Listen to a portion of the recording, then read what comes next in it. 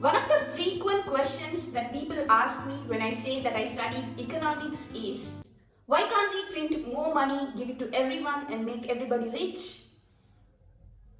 Hello everybody, my name is Arshada and we are here to celebrate everything that makes us live.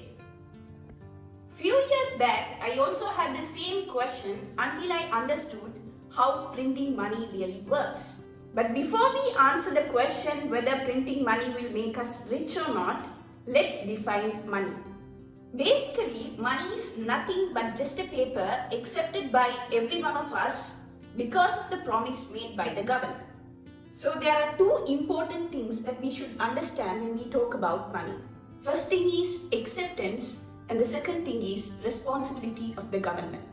For example, let's say I give a piece of paper to someone asking for a milk packet and that person gives me the milk packet that I asked for accepting that piece of paper, like in the case of checks.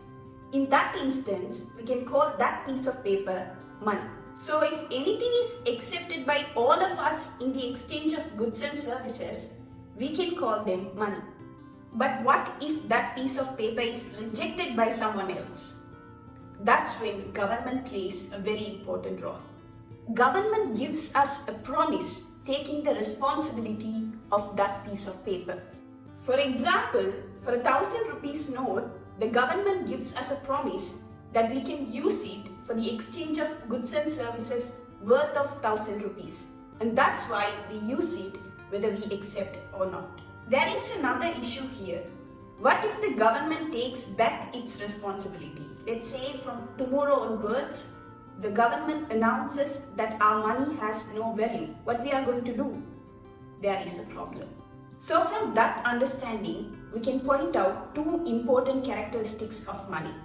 The first one is, money itself has no value without legal recognition. As I told you before, if the government announces tomorrow that our money has no value, or if the government announces that our 5,000 rupees notes have no value, even if we produce millions of 5,000 notes, we cannot buy anything. Because money itself has no value like gold and silver. The second one is, money itself is not consumable. If we take the goods and services around us, everything is consumable. If I take my phone, I can call someone, I can text someone, it is consumable. If I take my pen, I can write, it's consumable. But money is not. We can't consume money as it is unless we buy something using that money. We can't drink money, we can't eat money or wear money because money itself is not consumable. Now let's answer the question whether printing money will make us rich. If you understand the previous concepts clearly, you will definitely say no because money itself has no value and money itself is not consumable. It's just a promise given by the government which is equivalent to the goods and services produced by that government. So the promise or the responsibility made by the government on each coin is represented by the goods and services produced in the country. For example, the government printing 10 million worth of money means the government has 10 million worth of products and services in the country. Then only the government can take the responsibility of that printed 10 million rupees. But what if the government prints 11 billion rupees of money, which is above the goods and services that we have in the country? To explain this, let's take a simple example. Imagine the government prints 200 rupees of money, which is equivalent to 2 pence, each worth of 100 rupees. Now, the government prints additional 200 rupees of money with no change in the production of pence.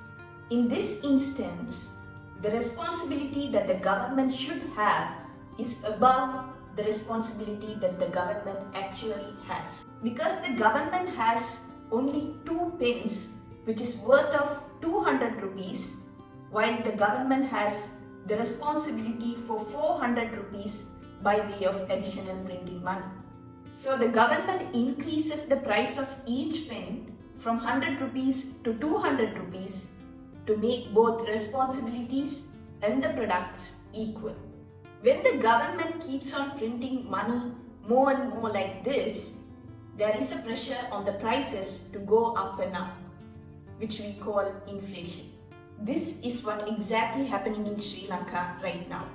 We bought a chocolate for 50 rupees last month and we buy it, the same chocolate, for 150 rupees this month. So if this keeps on going, we might have to buy that same chocolate for 500 rupees or even 1000 rupees.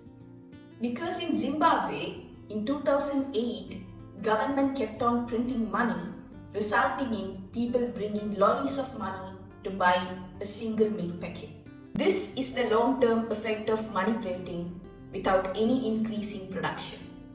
Also, we should be very careful when the politicians make fake promises like we are going to increase your salary by 5,000 or we are going to give 2,000 to every poor household, because it's all about printing money for them if they are going to anyway increase the prices.